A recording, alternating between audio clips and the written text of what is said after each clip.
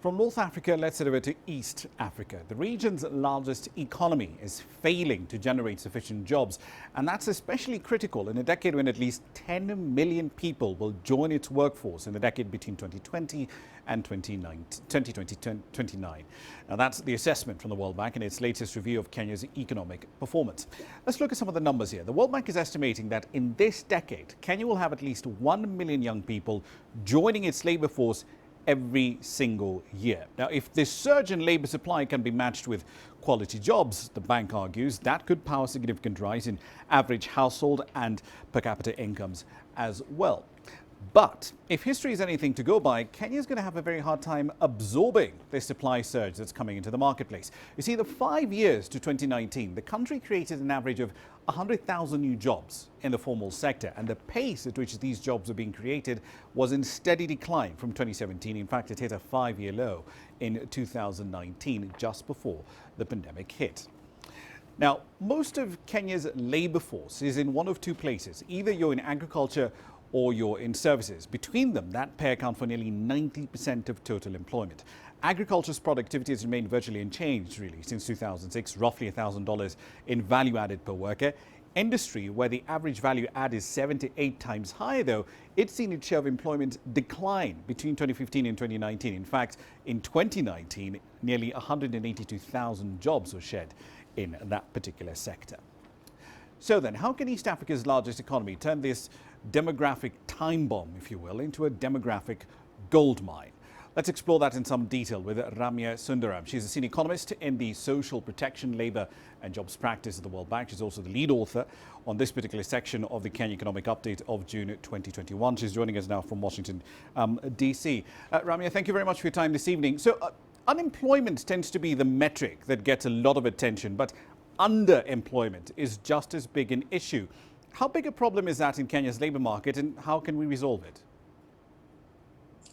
Thank you very much, I'm happy to join CGTN to discuss this issue today. As you mentioned, it is correct that underemployment is also a big issue. And though in Kenya, by measurement, it is not very big. So unemployment in 2015 was 3%, but underemployment, measured as those working less than 28 hours a week, plus unemployment, was about 12% in 2015. That went up to about 15% in 2019. Unemployment ticked up as well, but underemployment ticked up a little bit as well. When you compare that with other low and low middle income countries where you can have underemployment up to 40% of the economy, Kenya is doing all right. So there's been this gradual shift away from agriculture, at least in the decade between 2006 and 2016. But productivity there, at least as measured by value addition, that's been completely flat for a very long period of time. What explains that trend? So in the agricultural sector, there has been a lot of study for what is happening in Kenya, because agricultural productivity in Kenya is below that of comparator countries. And what we find is that the quality of inputs used in production is actually not very high. So the quality of seeds, the quality of fertilizers, the land size is decreasing. And that is some of the issues that prevail in the agriculture sector. You're also seeing some issues of climate change. So you're seeing some pests, some erosion of the value of the land and so on. So we are concerned about this, and I understand that different parts of the World Bank are providing advice to the government on what can be done to improve productivity. Indeed. So nearly 70% of Kenya's population still resides pretty much in rural parts of the country. But as we're getting into this decade where you've got 1 million people coming into the workforce every single year, is this slow rate of urbanization, at least relative to other parts of Africa, is that slow pace of urbanization going to be a hindrance in getting these young people into the job market? Because if they're not where the jobs are and they don't have the skills that these urban environments require, that creates it complicates the problem, doesn't it? So urbanization and economic growth are not, there's not a necessary hand-in-hand relationship. There are countries that have grown with urbanization, there are countries that have grown with less urbanization. Essentially, the more important aspect of it is connection to market. So for instance, in Kenya, again, if you looked at that period between 2005 and 2015, when economic transformation was happening in Kenya, the rate of urbanization was, the same as it is today.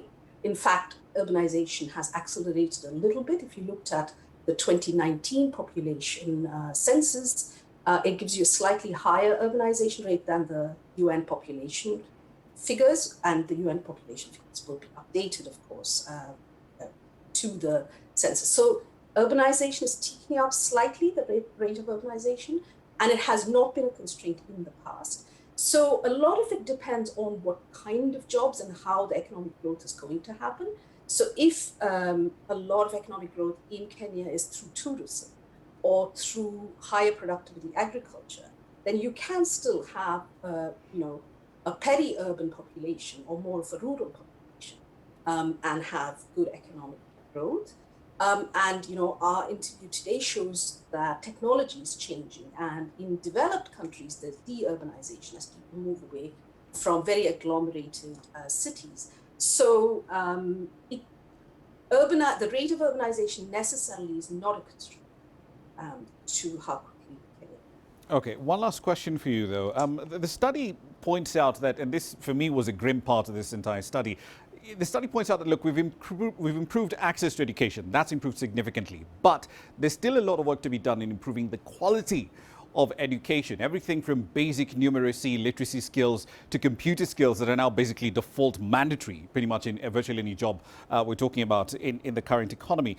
How big a problem is that lack of skills, that skills mismatch? How big a problem is it, and how can we remedy it? Because these are individuals who are already either in the workforce or in the workplace. Thank you for that. I agree with you that that is one of the bigger problems facing Kenya today, because if you look at the type of growth that countries like Kenya are looking at, it is service sector growth, and it's high-end services sectors. So it's not taking labor off the farm and moving them to semi-skilled manufacturing. It is, moving labor into high-end services like financial sector and so on, where you do need both good quality and quantity of education. Kenya has done quite well on basic education.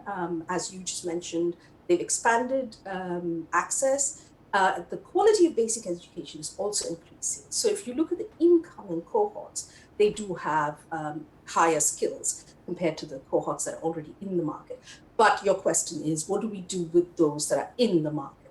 So for those who are in the market, there are different ways in which you can go about it. One is a recognition of competencies. So when you're in a job, there is learning on the job. And sometimes that's not really captured very well in any kind of certificate. So if the person then wants to apply to move to a higher productive job, for instance, then their essential school certification may not allow them to move that quickly. So we understand that the government is coming up with some kind of certification of skills acquired. The second thing is we found success in what is called on-demand training. So it's not so useful to take people and then to put them in training classes if they are not that interested. But when people come and say, this is the type of learning I would like, be it digital skills, be it soft skills, foundational skills, if they are combined with good quality training institutions, but also with an employer who might potentially employ them in the future. So you get training, but you also get on-the-job learning.